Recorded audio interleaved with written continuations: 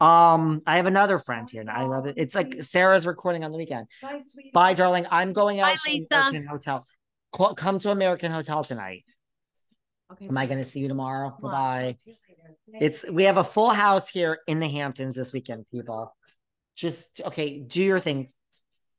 What did you make of what did you think of Beverly Hills, the Sutton Stracke being so offended by the Magic Mike show with the men eating out Erica Jane's crotch? I mean, like, I don't understand. Now, Kyle has spoken out, and Kyle says that she thinks Sutton is jealous that originally Sutton was supposed to go up and Crystal was supposed to go up, and Eric, and at the last minute, it ended up being just Erica and Crystal, and that she was jealous that no men were like giving her sexual attention. I think that's exactly it, don't you?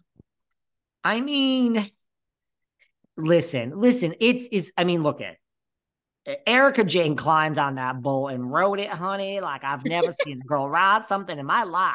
So I'm sorry. There's nobody that should be up there. I mean, she's single. I mean, Erica just patted the puss, grinded. Oh. She was like, it was just wonderful to watch. Crystal, it's a little uncomfortable. Not that Crystal nun. It's a little uncomfortable that, like, I love my Rob Minkoff. Like, it's a little like, remember back in the day, 10 seasons ago, when that stripper with a G-string Speedo shook his ass in Tamara Judge's face, and Tamara had a complete meltdown. I'm a married woman, and this is not appropriate. That's just how I felt about Crystal being up there. So, I mean, listen, I'm no prude. I mean, everyone could get up there and get grinded on all night. Like, go for it. I'll watch it. But I mean, I'd like the single ladies. Yeah, maybe Sutton was a little jealous. She wanted a little action. Those women, none of them married, seem to have an issue with it whatsoever. I mean, they are performers, they are actors. I will say, in Sutton's defense, although I do think it's more out of, like, I think Sutton was hurt because she really thought she was going on stage.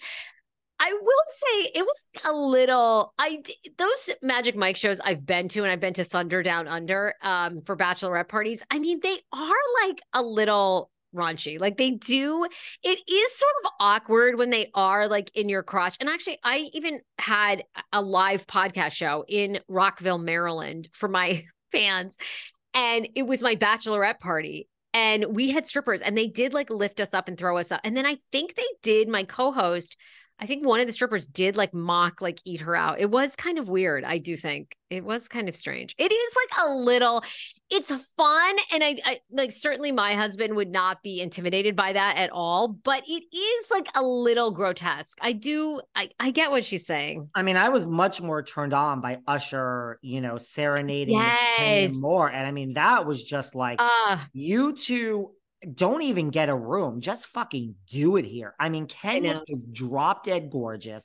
Usher is hot as fuck. I'm like, I want to see these two fuck literally right here. That I'm like, I am so here for this. He is, I mean, he just oozes the sex. Like, he oozes the sex appeal. And I think the Magic Mike shows, there's just something, it's like the guys are cheesy. Fun. Yeah, exactly. That's it. There's something cheesy about it versus like Usher is like, oh my God, you're just melting. You're like, oh my God. And he's like putting his hands on and I'm just like, the music and the Usher is just something and else. That body of Miss Moore's, it does not quit. I'm like, I'm here for, and I was there for Erica. I thought Erica was like, I'm like, honey, like, who is going on that stage besides Erica, Pat the Puss, Jane? So can you imagine Sutton getting mocked, like going down on? I'm sure producers were like, just pick Erica and Crystal. Like, there's no way. I mean, can you imagine? Sutton would have died. So I'm sorry she had a bad. I mean, other than that, what are you thinking? What are you thinking about this past? I'm biased. I love Beverly Hills. I think Salt Lake is great. I've watched are we on one episode or two now of Potomac? What do you think of Potomac so far? Loving it. Look, they're trying to come for Robyn so hard because of the misstep from last season. Ooh, yes. I don't know. I wish I knew what was going on with Robyn and Juan Dixon, and I should know because I lived in the P for a long time, but it is very strange. I found the scene of the very first episode of Potomac where she's sitting in their new house talking to Juan, it is all very hard to believe. This is all very hard to believe. And it's giving me Ashley Darby, Michael Darby 3 years ago vibes where what, how so? Like, because Ashley for a long time would defend ish Michael. She'd be like, he did a stupid thing, but Michael and I like love each other. And, like she would defend Michael to a great degree a long time, and Ashley's been on my show a couple of occasions. This was before their separation, but Ashley would say on my show, like, we're thick as thieves. Like, people don't realize like how tight we are. They had threesomes when they were before kids. And I do think Ashley changed once she had children. I think that Ashley was gone. Michael still wanted that Ashley, but I don't know where Robyn and Juan are. I really, Robyn's like a dream interview for me for this podcast, because Robyn is a hard nut to crack. I think, like, we almost got we've tried. We're so Maybe close. Maybe you should retry. I will. I definitely will. I love all the women. I really do, especially the Potomac women. I have such a soft spot for. Look, I'm loving Salt Lake. Let me put it this way. I'm loving Salt Lake. I really love Beverly Hills, but if Beverly Hills were not Beverly Hills, I would not be loving this season. Does that make sense? Sure. Yeah. I'm loving it because of the diamonds and the phantoms and the money and the private jets. I'm still loving it. I love rich people on TV. So I'm loving Beverly Hills as well as Salt Lake. If this wasn't Beverly Hills and this was like the OC and this same storyline was happening, I would not be loving it.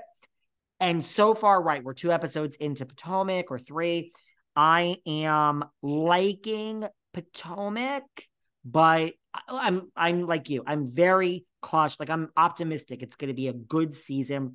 To your point, we don't know where we are with Robyn and Juan.